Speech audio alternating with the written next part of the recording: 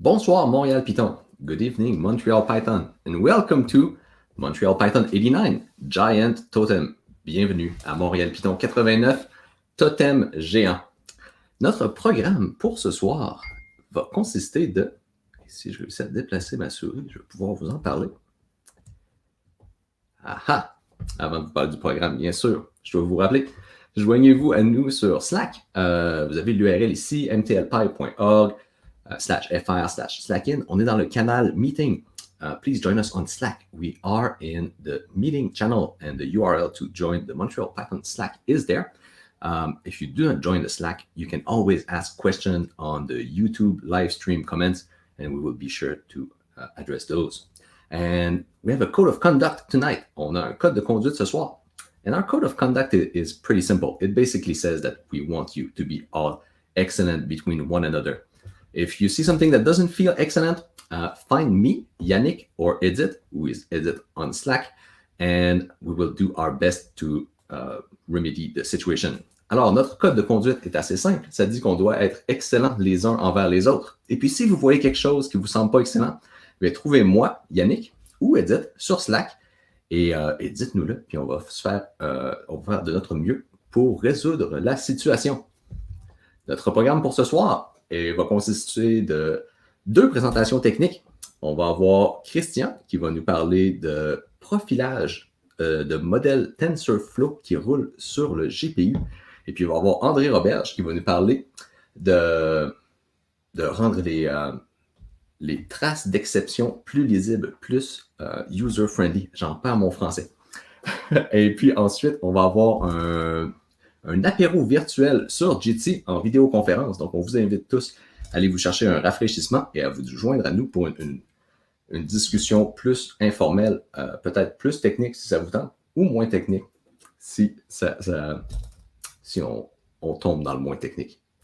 Our program tonight is going to be 2 technical presentations. First, Christian is going to talk about profiling TensorFlow models that are running inside the GPU. You might remember that Christian told us about profiling Python code a few months back, and now we're going to go with a deeper approach to profiling. And then André Roberge is going to tell us about how to make stack traces more user-friendly using friendly-traceback.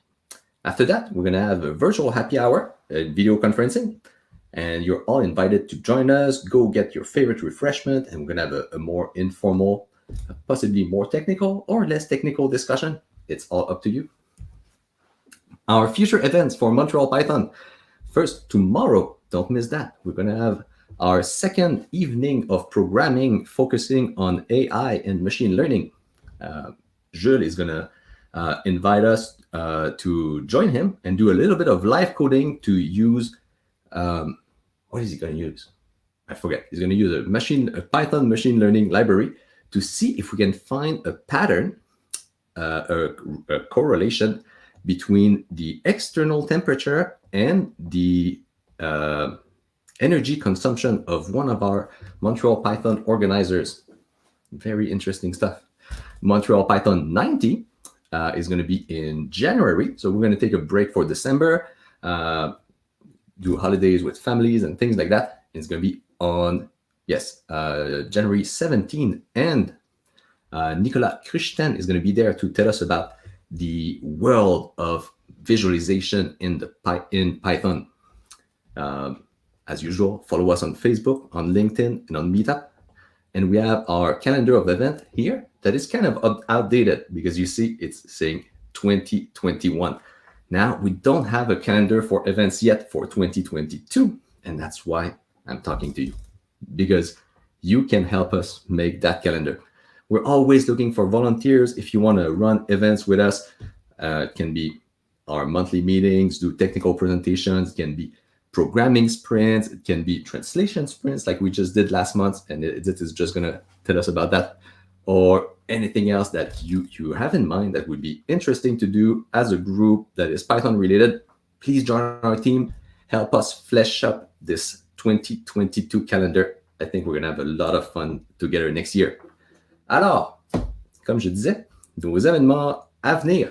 On va avoir une soirée de pratique de programmation demain avec Jules et on va parler d'apprentissage automatique ou d'intelligence artificielle. Et il va utiliser, je pense que c'est scikit-learn ou une librairie d'apprentissage machine similaire pour voir s'il y a une corrélation entre la température extérieure et puis la consommation hydroélectrique d'un de nos organisateurs à Montréal-Python. Fantastique problème à résoudre.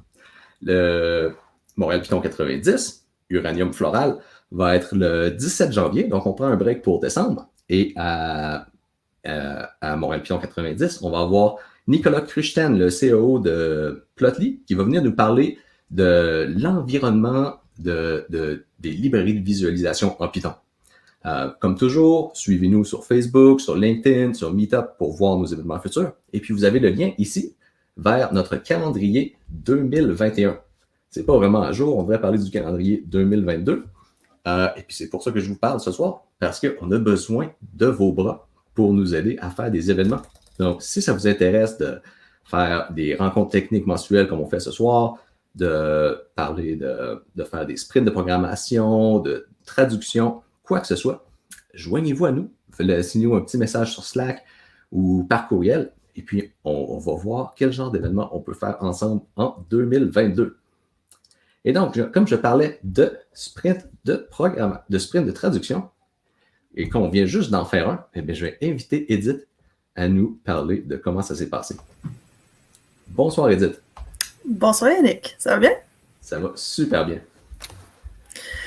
Donc, pour le 3e sprint de traduction de la documentation officielle de Python de l'anglais vers le français, c'est le 3e déjà, ça passe vite. Oui. Et le 2e de cette année même. On a traduit What's New, on a traduit Audio Up, on a traduit Functions, qui n'est pas un module, mais qui est dans la section de librairie quand même, Library. Et on a aussi traduit XML E3, une partie. Et Super. puis, on s'est amusé, on a appris du Python, on s'est posé plein de questions sur la terminologie et on a fait connaissance. C'est excellent. Excellent. Et ben, il semble que ça a été un événement fructifiant. Ça se dit-tu fructifiant? Je sais pas. Mais Productif, peut-être? Productif. Ah! On voit qui a fait de la vraie traduction. Donc, on a fait un événement productif et les gens qui se disent « Ah, mais ça j'ai manqué ça me semblait être époustouflant. Comment est-ce que je pourrais participer au prochain sprint de traduction? » Est-ce qu'on a un prochain sprint d'annoncer déjà? Je pense pas, non? Ben non, on est en train justement de travailler sur le calendrier 2022. Dans tous les cas, ça va probablement être annoncé soit sur le Slack, dans le channel général. On a aussi une chaîne spécifique qui s'appelle hackathon-docs-python-fr sur le Slack, où tout le monde est bienvenu de poser des questions au fur et à mesure. Je veux dire, même en dehors des sprints, c'est ce que je veux dire, par au fur et à mesure. Et puis, sinon, les prochains sprints vont être annoncés probablement sur le blog, sur le site de Montréal-Python, ou sur Meetup, espérons-le les deux. C'est super ça. Ben, merci beaucoup, Edith. Ça fait plaisir.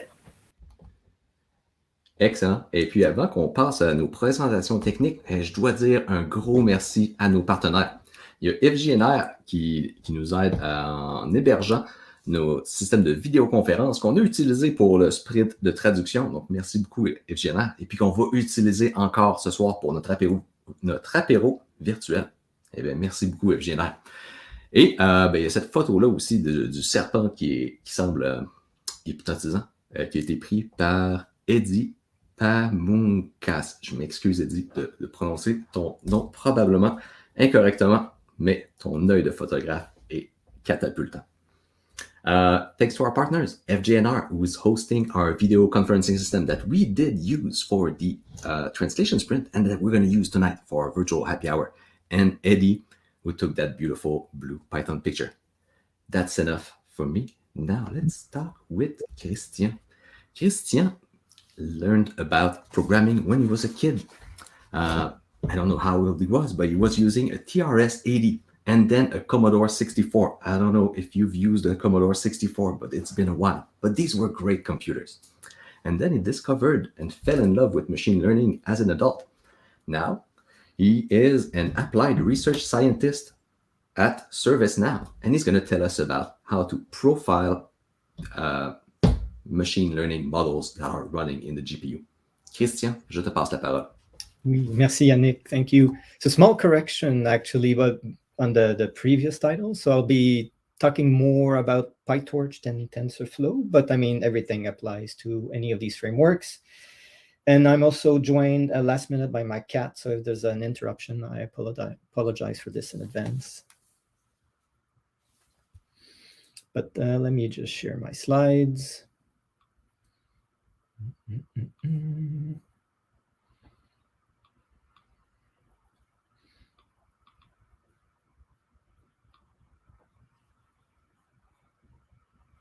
There you go, that's great.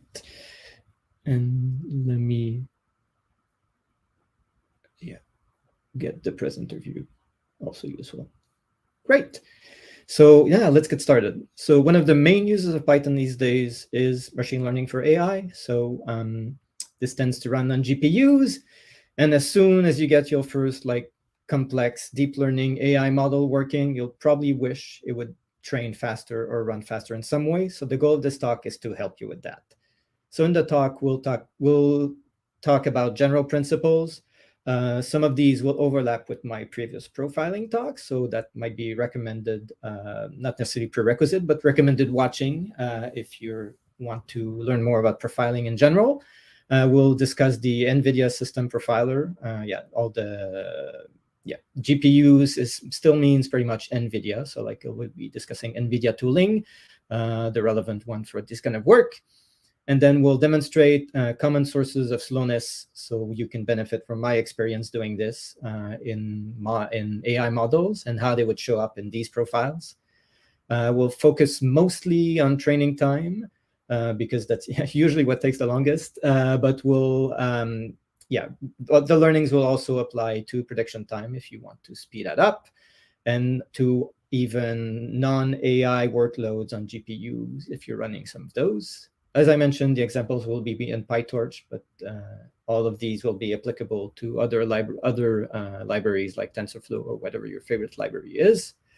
If possible, unless there's something that's preventing you from understanding something right now, I'd prefer if the questions would be at the end. And by the way, also, like some slides will have code examples, and you might go over some of these quickly, but the last slide will include a link to the whole slides. And I'll stay there for a little bit for the questions, so it would be a good slide to take a snapshot of. And I'll upload, the slides are not uploaded now, but they'll be uploaded within a couple days. And also a small note, so if you want to try this at home and you don't have a GPUs, well, I mean, if you've been trying to buy like a new PC and you've been trying to buy a gaming GPUs, you know, that's kind of complicated. So it's also complicated and also expensive for like even the AI GPUs. But my suggestion would be to you, if you're not working at a place that has like GPUs available for you to try this, all the cloud providers can rent you a GPU, like, and you can even grab like one of the older ones, and they'll be fine for like smaller models or to try these things out. Rent a GPU, don't buy one. Or like even I think some of the cloud providers have like free notebook usage where you can get a GPU for a couple hours. That would be a good way to try this, and a lot easier than finding a GPU these days. So first, how do we go about this? What do we do? What kind of thinking should we be doing before we start doing? So this is a similar pitch to what I made in my other talk, but like if you get just one thing from this talk or my previous one or both of them, and this encourages you to learn to use a profiler, like that would be already an excellent start. Like if you enter programming, it's usually taken for granted that you know like tools like a version control system, probably an IDE, etc. But somehow profilers haven't made that cut into like learn this. But I'm telling you, like if you're concerned about speed, like learn a profiler, it'll make things a lot easier. And so there are two kinds of profiler useful for this. We're concerned about GPU code, so the right tool for this one of the main tools is NVIDIA Insight Systems. So actually, NVIDIA offers 3 kinds of profilers. There's Insight Systems here, Insight Compute, and Insight Graphics. Insight Graphics is if you're using a GPU as its original purpose, which was to translate little 3D models of polygons into a screen very fast. That's not our concern here. And then NVIDIA Compute would be useful if you're writing your own NVIDIA like CUDA kernel to run on GPU. So if you're writing CUDA code and you want to optimize that kernel, that's the tool for you. But most of the time in ML AI on GPUs, you'll be using higher level libraries like PyTorch or TensorFlow that have all the kernels you would possibly want to use to run these models. So like you probably won't need Insight Compute either. And then Insight System is the whole system profiler. So you can launch it on a system and it'll sample the running of all the CPUs and all the GPUs, and then we'll be able to dig into the sources of slowness. There's another tool you might come across if you search on the internet called NVProf. And you should use NVProf because it's deprecated by NVIDIA. The last supported architecture is Volta, which is now 4 years old. And so Insight Systems started with 2016 and up architecture. So unless you're using a really old architecture now, there's no reason to learn that one. And the other difference between this current tool and NVProf is that this one scales to much bigger workloads. So it's a sampling profiler. So every microsecond or millisecond, it'll figure out it'll stop the system very briefly to see what's happening. And so create a bunch of events. And so with the visualization tool, this one is made to work with 50 million plus events, like 2 gigabytes of streaming data, which the other one was a limitation of. And then Python profilers are still also useful. Like if you want to learn more about that, I would encourage you to watch my other talk this previous spring on Montreal Python. And this goes over these 3 profilers, some other ones, strengths and weaknesses. These are useful for this kind of work because some of the code will still be in Python, and you probably want to run a Python profiler to see if Python code pops up as a bottleneck. And then if it pops up, it'll give you an understanding of where in your Python code the bottleneck is. Super briefly, like these are 3 relevant profiler. PyInstrument is the one that I started with. It gives nice HTML reports, and it can also be used as a decorator. So if you want to profile like Flask, request code, that kind of stuff. Scalene gives line profiling info. And so instead of thinking this function is taking this much time, it'll give you line by line, which can be useful, and also supports memory profiling. So if you have memory problems in your Python code, it'll show you where the memory consumption is increasing. And then PySpy, what the cool thing about PySpy is that you can run it on an already existing program. So you have, even in production, you can, it's a little bit like Top or something like that, but like for your Python program. And then before profiling, we should also take care to like prepare things. So you want to be able to iterate quickly because you'll form an hypothesis on what's wrong, confirm with the tool, and then make change to the code and then run another time the tool to see if the problem was fixed. And the faster this goes, the faster you'll make progress. And also another reason why you want to speed up your iteration is because you're using a sampling profiler. So like at some point, these tools will run out of memory or like will struggle with the weights of the traces they accumulate, like the number of events. So like the suggestion with NVIDIA Insight Systems is roughly 5-minute run or less. And if you've done any AI, ML, you know that your training time is likely not going to be 5 minutes. So I would recommend before getting started to speed up your iteration speed. You just restrict it to a small subset of your data set, and then maybe one training epoch also, anything to make the iteration faster. And then just keeping in mind also that the time spent during that epoch is multiplied by 1,000 or something like that if you run the full number of epochs and the full number of data sets. And also you would probably want to simplify your code. So if you have hyperparameter search Other like inter-machine parallelism, like if you can bring things down to like something that runs on a single machine, it'll be easier to work with the profile trace. Then another thing you want, if you want repeatable measurements, especially if you're running on a cloud system, your workload may get dispatched to different GPU or CPU type for some of the time. So all of these things will have a way to configure, like usually you'll tend to ask for like the amount of memory, the number of CPUs and GPUs. So obviously all of that should be fixed, but even the GPU architecture and the CPU architecture will have an impact on the profile.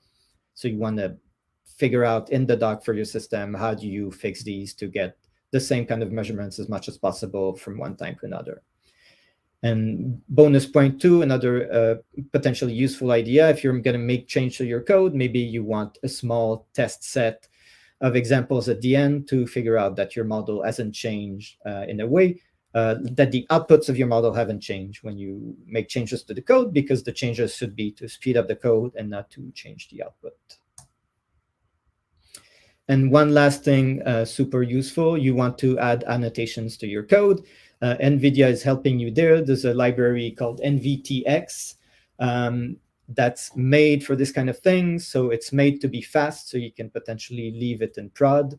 And so with PyTorch, all the libraries will tend to surface it in some way. With PyTorch, there's a from Torch CUDA import NVTX package, and then you with the PyTorch 1.8 plus, you can use simply the Python standard.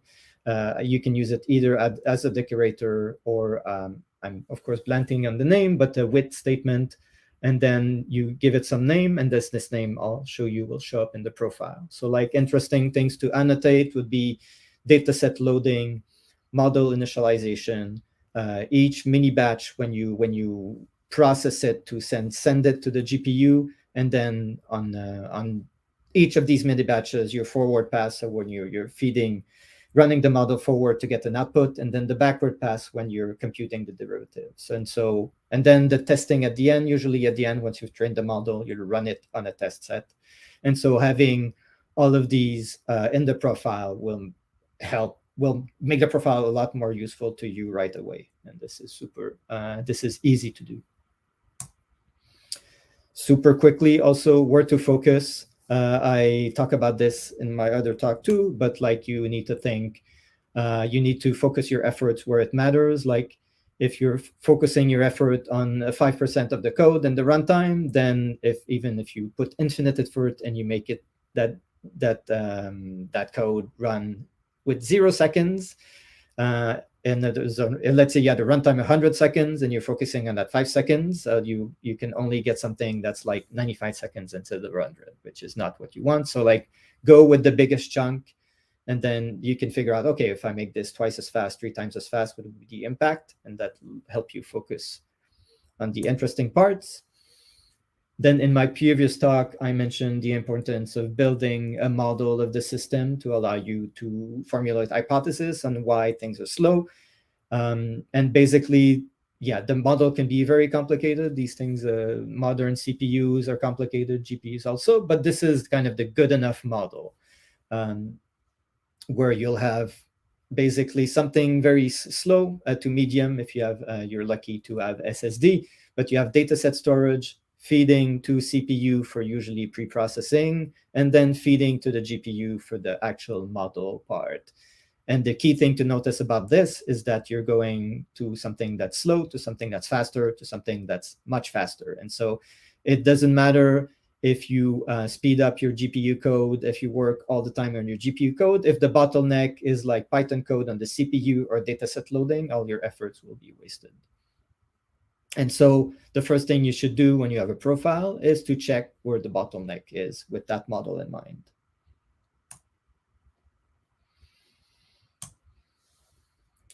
And so the first lesson that I got, like profiling code at work, was to keep up with the GPU. So talking about bottlenecks, the GPU is super fast at lots of cores. The CPU is slower. We'll have fewer cores that do more general things, but like it's very possible, especially if you never looked at a profile, that your GPU is struggling to be fed data. And then this is the time where I'll switch to actually show you the tool and example profiles. Just give me a couple seconds to stop sharing my screen. Pop my already existing Insight systems and share again.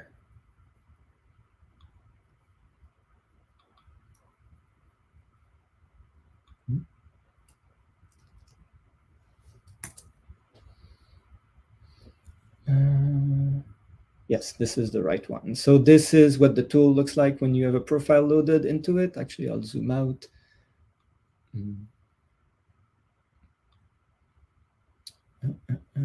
Remove filters. So this is my whole training run. I trimmed the training time to take about 90 seconds. You can see, you can see here all the single GPUs. You can see all the compute kernels running. So you'll have like GEMM is general matrix multiply, some matrix multiplication kernels. You'll see also all the memory accesses. So memset, if you don't know, will set memory to a constant. And then these are memory copies between NVIDIA Lingo, host and device. Host will be the CPU's memory. Device will be the GPU memory. So already this gives you an overhead, a view of what your GPU is doing or not doing. And then you have similarly for the Python code, you have a view of the CPU being used. Christian, please allow me to interrupt here. Yes, this is fantastic, but the resolution of your monitor is obviously much greater than what goes on the live stream. So the labels and the graphics themselves are very small. Do you think you could lower the resolution of your screen? If it's hard, don't worry about it. But if it's easy, I think that would really help to convey the information you're trying to convey. Yes, but actually, I was planning on zooming in, so it will probably be a lot easier to read. Let me know if it's still the case. I'll zoom in to like one very small slice of this. Perfect. So you can highlight here, right-click, and then say zoom into selection. Is this better? That is better. That is better. I will let people comment on YouTube if that is not sufficient, but now we can definitely see. Like I still cannot really read the labels, but since you're explaining it well, I think. Yes, I'll go. Yeah, I'll go over the labels. Basically, you have the. Thank you. Yeah, it's all the things that I mentioned to labels. So the huge label here is all the training time. There'll be a label way at the end that is testing, so running the train model on a data set. And you can see inside of all of these labels is the duration in seconds. And so I zoomed in on the start of the training time. So like you see here, I'm sending the model to device, which took like 6 seconds. And you have to keep in mind that all of these things before the training loop will be done only once, while the training loop will be done like 100, 500, 1,000 times on a bigger data set. So as long as this is not like minutes or hours, this is fine. And then you see like I labeled all the training epochs. So I'm running multiple epochs because I trimmed the data set a lot. So you see training 0 of 100. And the hover is a little bit bigger too. So hopefully that works. And then you see, computation of the next mini batch, the forward pass, which is very quick, and the backward pass. And then, so from this profile, like an interesting thing is you can see like on the GPU here, there's a lot of white space in between. So like this is highlighting. This is the GPU doing training on one mini batch, one small subset of the data set. And then there's a big amount of white space here. And then likewise on the next one. So like this means that the CPU cannot deliver the data fast enough for the GPU to keep up. And I'll show the other example just to save a context switch. And so like for this one, actually, what you would want to do is to look at your dataset loading code, which might have some Python. And one common thing, at least with PyTorch TensorFlow, there's a data loader concept. So one very easy thing to check is that data loader will have a number of CPU things. Sometimes it's set to 1 or it's not set big enough. And so you can use multiple CPUs to speed that up with like multiprocessing, at least in PyTorch's case. That would be a really easy fix. And if you haven't looked or like tuned that number for your data loader, then maybe your CPU is the bottleneck and you don't know it. So that can be a very easy win.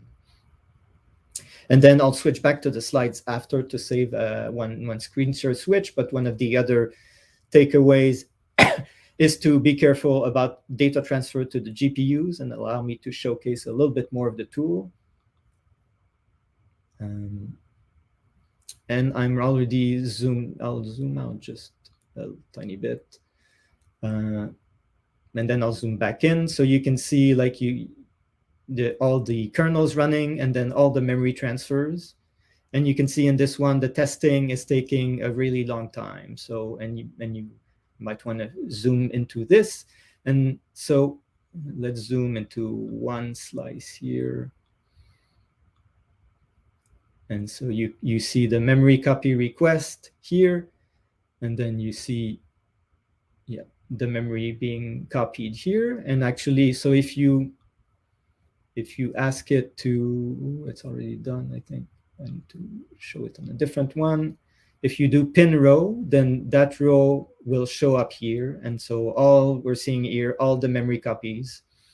And I don't know why it's not showing. Oh, yeah, it's showing the throughput. So if you, if you zoom in on this one, yes.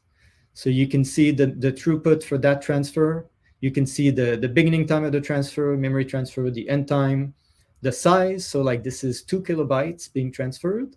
And then the throughput, so 1 gigabyte per second. And so that's faster USB 2 like flash drives than that. And so like probably this means you're transferring, I'll show in the slide, but yeah, like so the data transfer here is clearly a bottleneck. And this is like just like with simple like running the tool and simple usage of the tool, you can already find these bottlenecks very quickly. And I'm not an expert in the tools by any means, but like just very simple usage, you can find all these things right away in the tools that might take you some time to find. Let me get back to my presentation to talk a little bit more on that.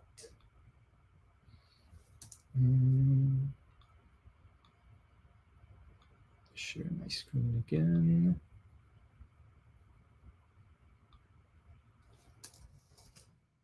And then start PowerPoint. Yes. Please interrupt me if I'm on the presenter mode. Hopefully I'm not. You are not on presenter mode. It's perfect. Thank you. So yeah, the other takeaway I was taking, like if you don't transfer data from the CPU to the GPU in big chunks, then that's also like a low-hanging fruit that can be easy to fix. And yeah, so this is a graph that I built together, and I'll tell the story very quickly afterwards. But like this is showing the memory bandwidth for that, I think it was Volta device, like in terms of transfer size. So you can see if you're like if you're transferring a small number of bytes or kilobytes, this thing will be very slow, and it needs to transfer like at least like like 100 Ks or a megabyte to like reach its full speed. So if you're doing multiple small transfers, it'll make a huge impact to batch them into a smaller number of bigger transfers. And actually, just super quickly, that it's worth to like search for things and like try to figure out these things. So I built this graph. Like I was wondering, okay, so like my memory transfer is small. How much of a problem is this? And it'd be nice to know. And just search quickly, and I found like a CUDA sample that actually provides like a bandwidth test. I compiled that. I put the numbers on a spreadsheet, and then I knew that the transfer size was a problem instead of guessing. And I knew where it needed to go at least to be fast enough. And then the last kind of low-hanging, easy thing to reach is if Python shows up in your profile, then that's probably also a problem given that the GPU is very fast. So this was an example from the running Py instrument on the code. And you can see like the runtime was 58 seconds. And then 31 seconds was that dunder iter call, which was like the iterator for loading the data set. So it's so if you've already parallelized your data loader and you still have Python showing up as a significant portion of your profile, then it means it's time to profile your Python code. I invite you to my other talk again for more on that. And then these three would cover like most of the bases, and I go over quickly some more, like once you've done that, some more tools you can reach in. So once you've made sure that the CPU is not being bottlenecked by something before, you still see holes in your profile, then you can make more the CPU buzzier by doing more parallelism. So one way you can do that is to overlap data transfer with processing. So that's an example in PyTorch, but the similar idea in Keras, TensorFlow, etc. Yeah, so you can, for example, a common usage for data loader would be just the data loader with data set and a batch size.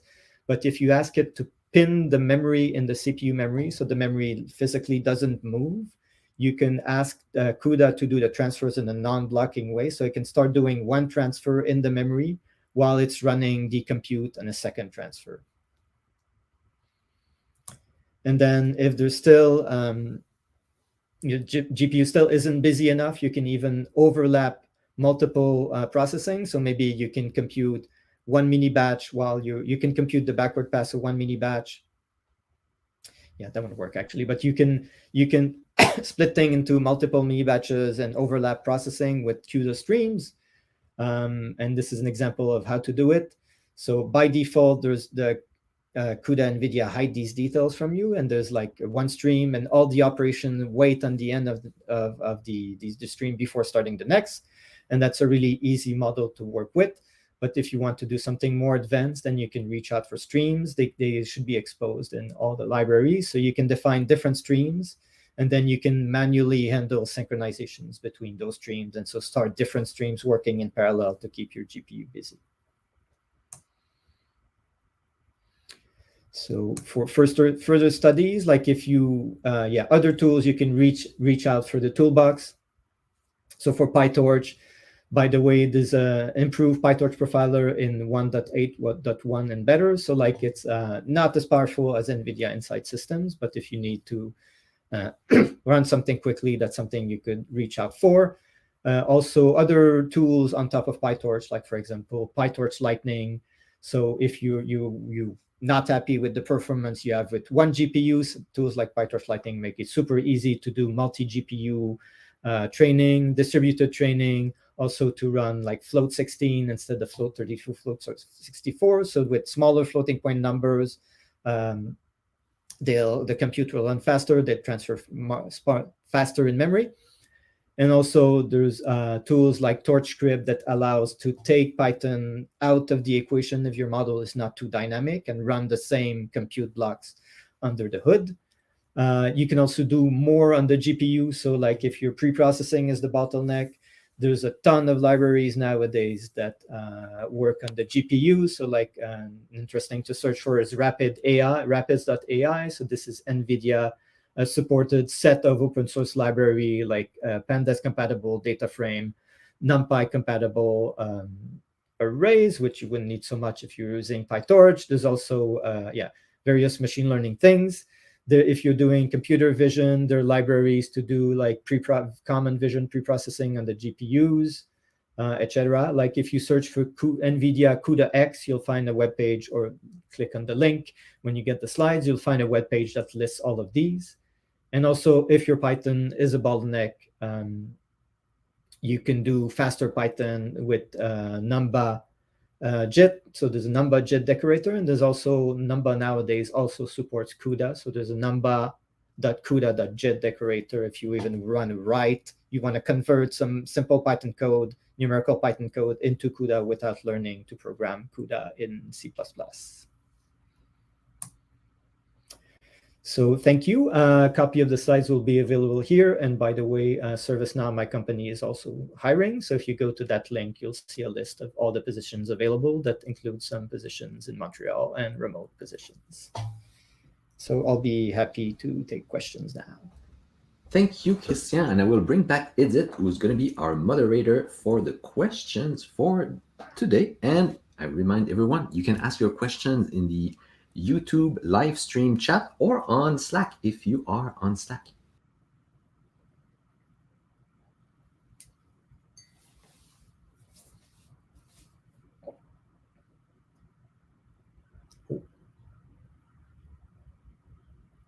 Je pense que tu es muté, Edith.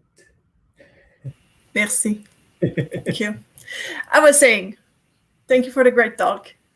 I don't see any questions for now, so I just want to remind people that if you have questions, please ask them either in the YouTube comments or in general or in meeting on the Slack.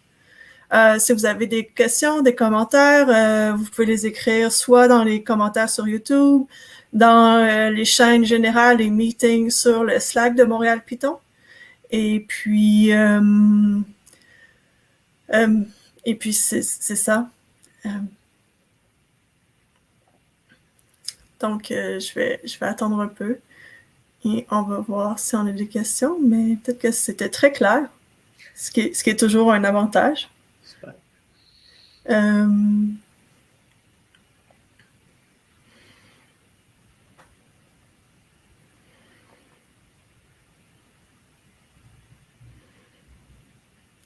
Je pense que ça va être ça, Yannick. Est-ce que, Christian, est-ce que tu restes avec nous pour l'apéro virtuel après? Oui, je reste un petit peu. OK. Donc, si vous avez des questions plus tard... Oui, exactement. On va pouvoir te les poser à ce moment-là. Super. Super. Ben, merci beaucoup, Christian. Merci beaucoup, Edith. Et c'est le temps de passer à notre prochaine présentation. Donc, notre prochain présentateur est André Roberge. André qui a passé presque 30 ans ou au-dessus de 30 ans, mes notes me font défaut ici, dans le milieu universitaire. Il a appris à programmer en Python comme un passe-temps en 2004. Et puis, depuis ce temps-là, c'est son passe-temps principal. Il travaille surtout en Python sur des outils pour aider les novices à mieux comprendre ce qui se passe ou à mieux se lancer dans la programmation Python. Et aujourd'hui, il va nous parler de friendly-traceback, qui est un outil pour mieux comprendre qu'est-ce qui se passe dans ces traces d'exception-là. Eh bien, André, je te passe la parole. Merci beaucoup. Alors, je vais partager mon écran. Partager l'écran.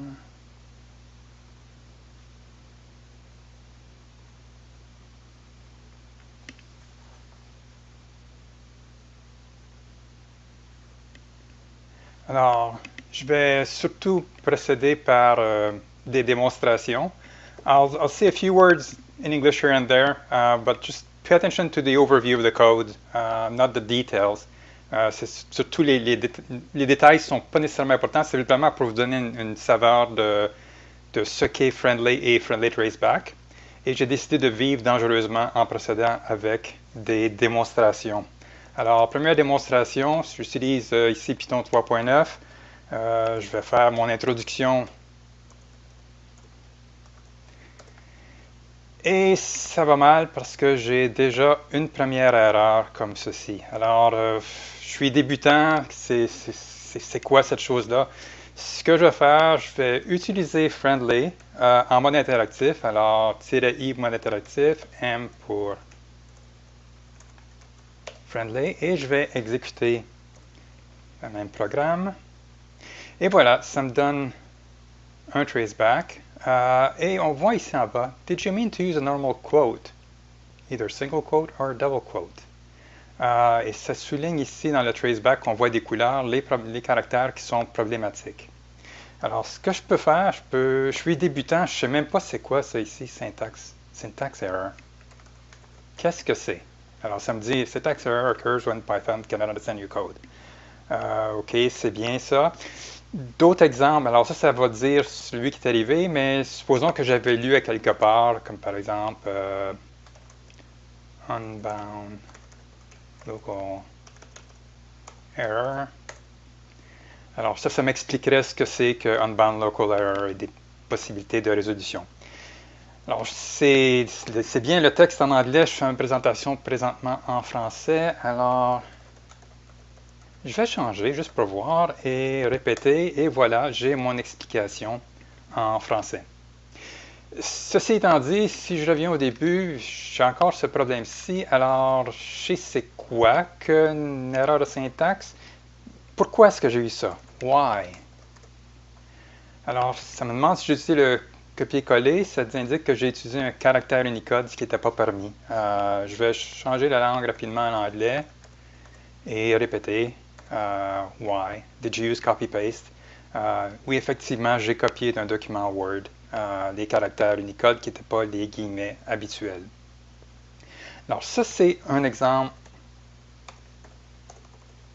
je vais quitter ici, de friendly-traceback. Je vais faire un autre exemple avec, je vais procéder avec Python encore une fois. Je vais faire l'exemple 1. Alors, si j'ai une erreur, syntax error, ça ne me dit pas grand-chose avec Python 3.9. Vous avez peut-être entendu parler que Python 3.10 a des améliorations au point de vue des erreurs. Alors, j'utilise Python 3.10 ici. On va aller, exemple 1. Et ça me dit, maybe you want to use double equal or colon equal instead of equal. Alors, j'ai un indice qui m'est donné par Python. Je peux peut-être demander à friendly-traceback de faire la même chose.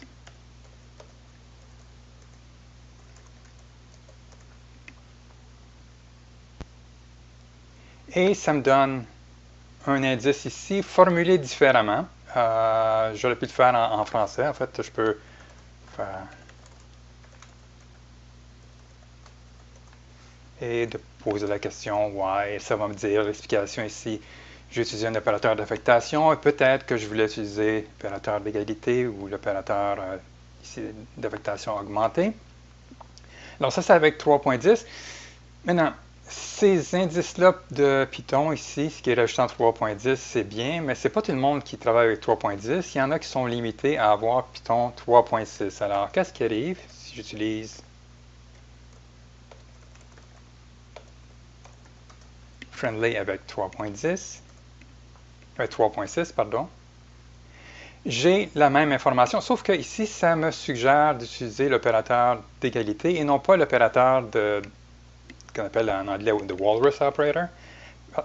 Et pourquoi est-ce que ça ne me l'a pas suggéré? Si j'essaie de faire ça, par exemple. Ah, ça dit, the augmented assignment operator is not allowed in Python version 3.6. Why? Et ça va me dire que l'opérateur requiert l'utilisation de Python 3.8 ou plus récent, puis que j'utilise la version de 3.6. Alors, ça, c'est un exemple d'utiliser pour des erreurs de syntaxe. Je vais quitter ici. Je vais faire un autre exemple. Attendez un instant. Je vais aller avec 3.10 ici. Et je vais faire l'exemple 2. Les erreurs sont beaucoup améliorées en Python 3.10. Ça me dit syntax error. Closing parenthesis does not match open parenthesis on line 1. Alors ici, j'ai une erreur à la ligne 14 de mon programme, puis quelque chose à la ligne 1. Ce qui est bien. Alors, je pourrais aller lire dans mon programme pour voir ce qui se passe. Je pourrais le faire avec 3.10 pour friendly, mais en fait, je vais aller ici à 3.6 pour le faire juste pour montrer. Alors, ça, c'est l'exemple 2. Alors, l'erreur à 3.6, je n'avais pas cet indice supplémentaire-là de Python. Alors, ça me disait juste syntaxe invalide, mais je peux demander qu'est-ce qui s'est passé. Et ça me dit, the closing parenthesis does not match the opening square bracket on line 1. Alors, j'ai l'information au sujet de ligne 14, ligne 1. Et j'ai ici le code qui me montre exactement c'est lesquels qui n'étaient pas équivalents un à l'autre. Je pourrais demander what ici. J'ai fait une erreur de frappe ici. What avec 2T. Did you mean what? Oui, je voulais dire what. Alors, je demande what. Ça c'est a name error. Alors, j'ai fait une erreur de frappe. Qu'est-ce que je vais faire? Ben, Friendly enregistre une petite histoire. Alors, je peux voir History. Et je peux voir les 2 dernières erreurs ici. Je peux retourner en arrière. On peut voir maintenant que l'histoire a seulement l'erreur de syntaxe. Et là, je pourrais me reprendre et poser la question what et d'avoir la réponse ici. Donc, travailler à une console comme ceci, c'est pas toujours convivial en raison des erreurs de frappe, mais on a des opportunités de se rattraper ici quand même. Je vais faire un 3e exemple, un petit peu différent. Je vais aller avec Python 3.10. Prendre l'exemple 3. Alors, si j'ai un traceback que je vais souligner ici, de la façon traditionnelle, j'ai des lignes de code ici et lignes de code ici. Alors, ça, c'est 3.10. Il y a une nouvelle version qui est en version alpha 2, 3.11 de Python, que je vais mettre, je l'ai ici. Alors, je vais refaire Python, c'était l'exemple 3. Et 3.10, 3.11 en développement souligne les endroits où les erreurs sont concentrées. Donc, ce n'est pas le mot return, ce n'est pas le print, c'est vraiment cet endroit-ci. Alors, je peux faire la même chose avec friendly. Alors, friendly n'a pas tout à fait adapté à utiliser tout ce qui est disponible de Python 3.11, mais déjà de lui-même. Alors, j'ai mon traceback ici. Je pourrais poser la question where. Et il souligne les endroits où il y a des problèmes. Et ça me permet d'identifier ici. J'ai séquence qui est une liste avec 3 éléments. J'ai last index 3 qui est ici. Et je vois qu'il y a peut-être un problème ici. Alors, je pourrais demander, je vais faire ici en français, why. Et ça me dit que j'essaie d'obtenir l'élément avec l'indice 3 de séquence, qui est une liste de longueur 3. Les indices valides sont seulement les entiers de moins 3 à 2. Alors, ça me permet d'identifier quel est le problème ici. Comme vous voyez ici, j'ai seulement execution stopped on line 6. Je pourrais traduire ça en français. En fait, je pourrais le... DB devrait me... Non, c'est juste besoin de faire where. Alors, l'exécution s'est arrêtée à la ligne 6 du fichier ici, puis l'exception levée à la ligne 4. Et s'il y avait eu, comme si j'ai vraiment un long traceback, que j'ai des pages, friendly va se résumer à l'endroit où le programme s'est arrêté et l'endroit où l'exception a été levée, parce que c'est vraiment les 2 endroits qui sont importants pour quelqu'un qui écrit un programme pour identifier c'est quoi la cause de l'erreur. Sauf pour des choses plus détaillées, ça peut être quelque chose d'intermédiaire, mais généralement, pour les débutants, c'est les 2 endroits importants. Alors ça, c'est avec Python 3.11. Je peux refaire la même chose. En fait, pourquoi est-ce que je ne fais pas? Import example 3. Alors, je suis en Python 3.6 ici. Et même en Python 3.6, juste pour confirmer que c'est le 3.6, c'est Python 3.6.8. Alors, même avec ça, je peux avoir la même information avec les endroits. Ici, j'ai importé ici un problème. Alors, ça me dit où était le problème quand il a été exécuté. Alors, l'énoncé d'importer le programme et là où l'exception a été soulevée.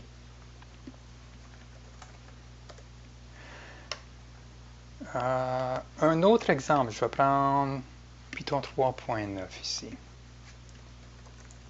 Les débutants apprennent la programmation souvent en utilisant le module Turtle. Et je vais faire ici une erreur qui est très commune. J'ai essayé d'exécuter, c'est peut-être pas assez clair, on va juste se limiter à ça. J'ai essayé d'exécuter un programme et j'ai une erreur ici. Attribute error. Partially initialized module turtle has no attribute FD, most likely due to circular import. Alors, un débutant qui voit ça est probablement très intimidé. Alors, voyons comment friendly pourrait aider.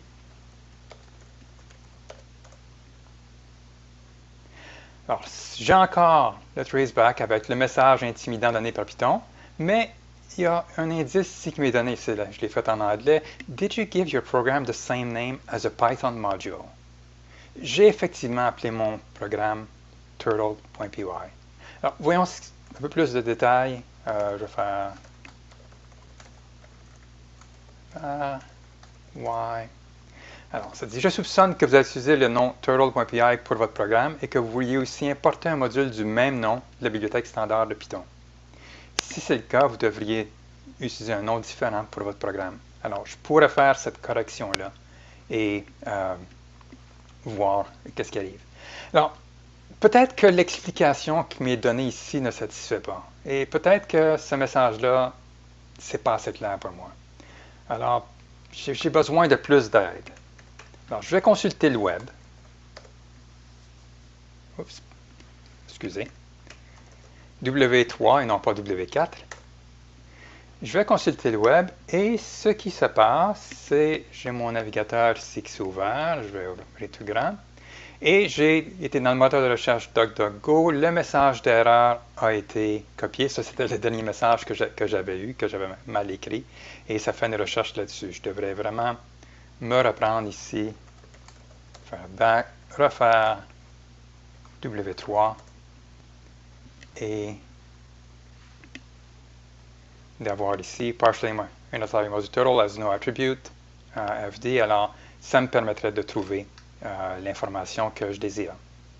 Alors, ça peut être bien. Maintenant, une chose qui peut être utile, vous utilisez friendly et vous avez trouvé un petit bug.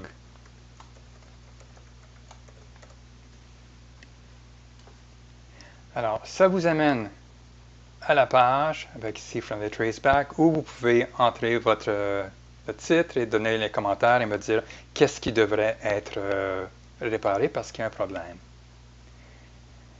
Vous avez également l'opportunité, vous pouvez prendre www avec l'argument email plutôt que bug et je vous laisse deviner ce que ça pourrait donner.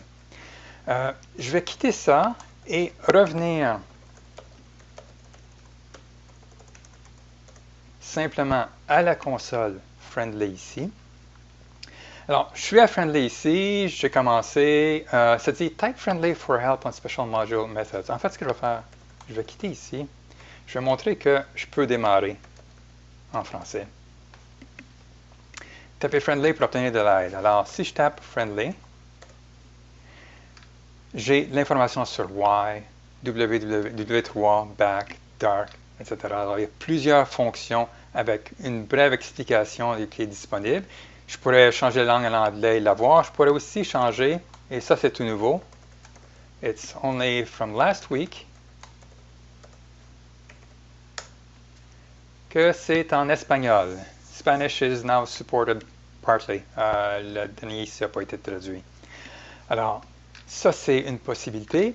Maintenant, j'ai commencé, j'ai fait aucune erreur à venir jusqu'à date. Alors, n'ayant fait aucune erreur, si j'utilise W3, qu'est-ce que ça va faire? Ça va m'amener à la page de documentation de Friendly que je peux explorer. Alors, vous avez comment utiliser Friendly avec, en fait, je vais essayer d'agrandir un peu ici, About Idle, comment utiliser avec Idle, avec l'éditeur mu, avec d'autres consoles, avec, vous avez la possibilité d'avoir des traceback de base, des erreurs de syntaxe, en espagnol, en français, en italien, les traductions commencées, différentes versions de Python. Alors, juste pour voir, aller explorer ceci, je vais le prendre en anglais. Friendly Traceback Python 3.9. Alors, vous avez ici, je vais le réduire un peu ici, revenir à la base pour voir. Vous avez ici des erreurs, comme par exemple Attribute Error. Alors, des exemples d'Attribute Error, il y en a ici plusieurs. Je vais prendre Generic Instance. Alors, vous avez des exemples qui ont été faits ici.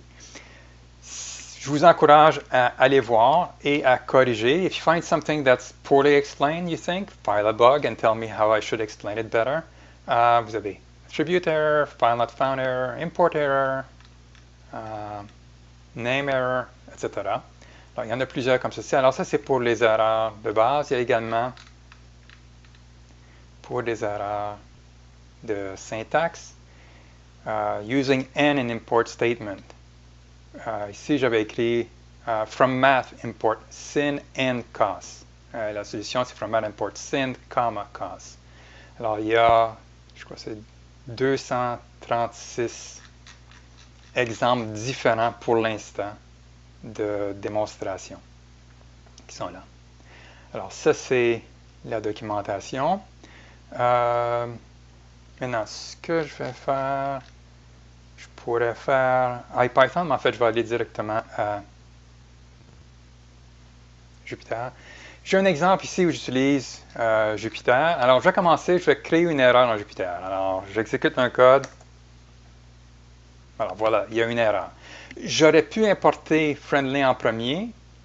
J'ai l'erreur, je vais dire, je vais utiliser friendly maintenant. Je peux l'importer maintenant. Et il y a une version spéciale pour Jupyter. Alors, from friendly.jupyter, import star. Je fais ça ici. Ça prend... Présentement, mon ordinateur est surchargé avec tout ça. Normalement, c'est instantané. Alors, name error, name cost is not defined. More. Alors, ça me donne la traceback. Je peux dire what, qui me dit là ici. Je peux cacher what. Why, qui me donne l'explication. Alors, cost n'existe pas, mais peut-être que j'avais cost ou coche, parce que j'ai importé le module math. Et ça me dit également where, où est-ce que c'était. Je peux également utiliser les fonctions habituelles why, ou je peux utiliser explain qui montre un peu tout en même temps.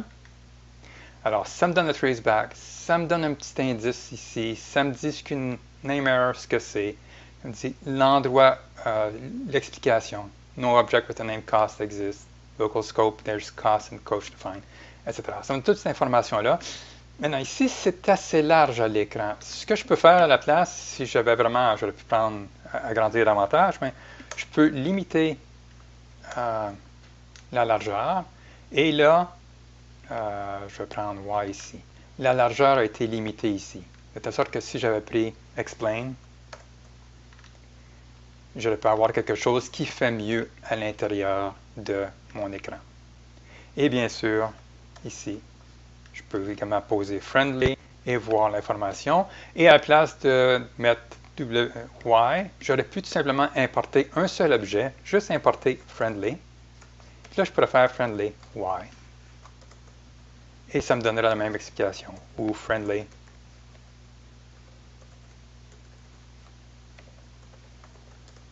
Et bien comme ça, oups, pardon, comme ceci. Ah, c'est... lui, il ne fonctionnera pas ici, mais je vais faire... il montre celui qui est déjà en haut. Et ça me donne l'explication. Alors, ceci vous donne un aperçu de ce que Friendly et Friendly Traceback sont. Friendly, juste pour revenir ici, vous avez Friendly Traceback, c'est vraiment tout ce qui fait les explications et tout, et c'est expliqué ici. Friendly prend l'information et rajoute du formatage, des couleurs selon les environnements où on se trouve. Et dans la documentation, si vous n'aimez pas le fond blanc, vous pouvez aller et changer en fond noir. Alors, c'est tout ce que j'avais à présenter. Merci beaucoup, André. Et je ramène Edith pour modérer nos questions. Moi, j'ai trouvé que c'est une présentation fabuleuse. J'ai personnellement des questions. Okay. Je serais curieuse de savoir comment les gens se débrouillent à utiliser Friendly pour apprendre à programmer. Honnêtement, je ne le sais pas moi-même parce que je ne travaille pas à des temps, je fais juste des choses, des outils et je les rends disponibles. Je sais que le site hackandscience.org, qui est développé principalement par Julien Pallard, qui est impliqué dans la traduction française de Python, utilise Friendly Traceback. Et Julien m'envoie à l'occasion, il dit « Ah, il y a un cas qui n'a pas été expliqué, alors je le rajoute à ma banque. » C'est lui qui m'a fait la première suggestion de dire « Quand il y a des erreurs, quelqu'un qui a mal épelé un mot, comme j'ai montré avec cost, est-ce que ça ne serait pas possible de faire des suggestions? » Alors, c'est lui qui a fait la suggestion de ça. J'ai implanté ça. Alors, lui utilise ça. Alors, je n'ai pas vraiment de contact avec beaucoup de personnes qui l'utilisent, mais je sais que ce site-là, il y a un site futurecoder.io également qui utilise friendly-traceback. OK. Je trouve ça super pertinent aussi d'avoir ajouté les notebooks Jupyter. C'est souvent utilisé, nous autres, on les a utilisés entre autres pour les ateliers qu'on a donnés d'introduction à la programmation un peu plus tôt cette année. Et puis ça l'aide ma question suivante, mais je vois qu'il y a des questions aussi dans le chat. Est-ce que Friendly peut fournir des messages d'erreur pour Pandas, par exemple? Présentement, non. Présentement, juste pour revenir, je suis à la version 0.4.87. Mon but à la version 1, c'est d'avoir toutes les erreurs, les exceptions standards de Python qui sont couvertes. Présentement, ne sont pas toutes couvertes. Et les erreurs des fonctions de base dans la librairie standard de Python. En fait, tous les built-ins. J'ai simplement commencé à quelques-unes pour les value error et type error. Je n'ai pas encore fini. Alors, en premier, je me concentre là-dessus et après, je vais aller dans Pandas et d'autres. Mais en premier, je veux faire la bibliothèque standard de Python. Et comme vous voyez ici, je pensais que j'étais pour faire 106 mois. Ça fait au-dessus de 2 ans que j'y travaille et ça progresse beaucoup, mais il y a beaucoup plus de choses à couvrir que je pensais. Oui, c'est compréhensible. Ben merci. J'ai pas d'autres questions sur Slack. N'hésitez pas si vous avez d'autres questions à les poster, soit dans le général meeting, sur le Slack de Montréal Python ou dans les commentaires sur YouTube. Et puis, oui, il y a plusieurs commentaires d'appréciation pour ce genre d'outils-là, comme quoi que c'est utile quand on apprend à programmer, d'avoir des erreurs qui sont, des messages d'erreur, plus précisément, qui sont informatifs et précis et qui suggèrent. Moi, j'ai hâte de voir l'évolution de l'outil. Je veux dire, il y a déjà beaucoup de choses qui ont été faites, j'ai l'impression, même si on est encore avant la version 1, du moins. Oui.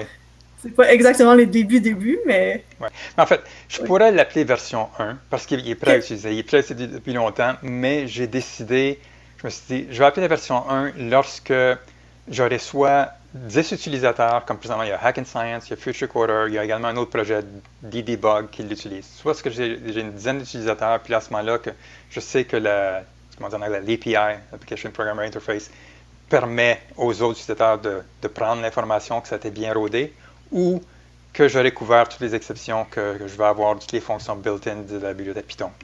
Soit un ou l'autre pour la version 1.0. OK, excellent. Ben, tenez-nous au courant et de l'évolution de Friendly. Et puis, peut-être qu'il va y avoir une autre présentation future à Montréal-Python, qui sait? Peut-être. Si jamais le Python Montréal, si jamais il y a une conférence canadienne qui se retrouve à Montréal, comme j'avais été la dernière fois, je m'assurerai de me déplacer de la Nouvelle-Écosse pour aller faire un tour là, puis j'espère que j'aurai une présentation qui sera acceptée. J'espère que des gens sont à l'écoute de cette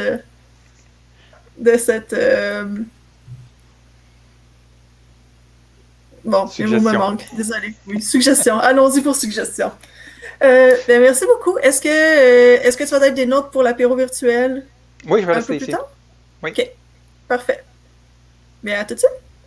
D'accord. Super. Ben, merci beaucoup encore, Edith et André. Je pense que j'aimerais prendre un 30 secondes pour mettre un point d'emphase sur qu'est-ce que André a mentionné à propos de Python 3.10, qui a vraiment des meilleurs messages d'erreur, surtout pour les erreurs de syntaxe. Je ne rentrerai pas dans le détail, mais dans Python avant 3.10, vous avez peut-être remarqué que la ligne qui est suggérée quand il y a un message d'erreur de syntaxe, ça n'a rien à voir avec où l'erreur de syntaxe est. C'est au moment où le compilateur s'est rendu compte qu'il ne comprenait plus ce qui se passe. C'est vraiment mieux dans 3.10. Je vous invite à aller voir peut-être dans le What's New de 3.10, qui est traduit en français, comment ça se passe. Donc, merci beaucoup André, merci beaucoup Edith. J'ai juste 2-3 petites choses à mentionner avant qu'on passe à l'apéro virtuel. Premièrement, je veux encore remercier FGNR qui héberge notre apéro virtuel. Merci beaucoup FGNR. Deuxièmement, qu'est-ce que mon deuxièmement? Il y a une soirée de programmation où on va faire de l'apprentissage automatique de l'intelligence artificielle demain soir. Vous avez tous les détails sur Meetup. Si vous allez voir la description du vidéo sur YouTube que vous êtes en train de regarder, Vous allez avoir tous les liens sur les événements futurs de Montréal-Python et autres. Et vous avez le lien sur Meetup pour joindre à la soirée de programmation demain.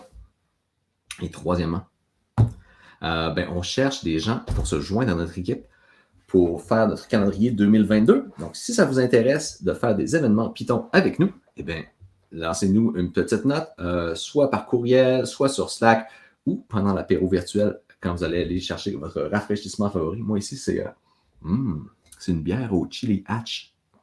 Et c'est tout ce que j'avais mentionné. Je répète en anglais rapido. Tomorrow, we have a programming night for doing machine learning and artificial intelligence in Python.